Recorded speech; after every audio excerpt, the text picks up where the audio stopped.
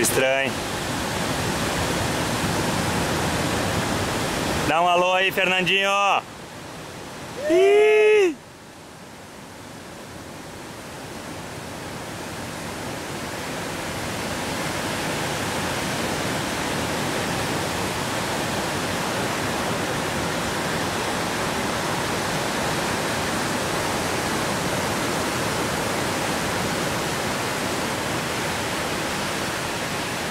Olha aqui a da colherzinha. É, tem que tirar aí mais, uma fatia mais fina ainda para ela servir do lado aí do coco, para ela servir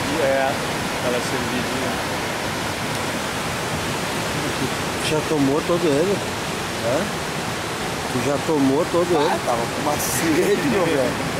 Hidratado. Não escutava ele. O cara apareceu lá com um tonel de gasol, cara. Vou tocar fogo nessa porra. E daí? Aí depois chora e tu conversa.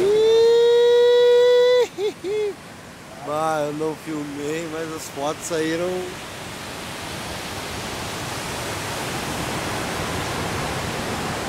Ah, deve ter sido uma foto boa dessa aí. Pena que não tava o sol.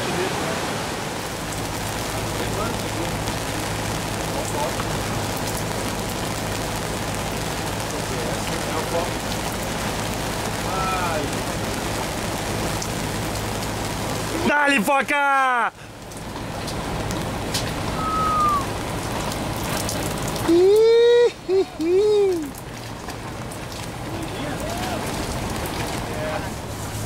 Ti dà pastita, pi.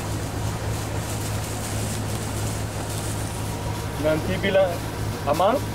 Ok. Quem tu perguntou pra ele aí, traduz pra nós. Nós não tava arrastando.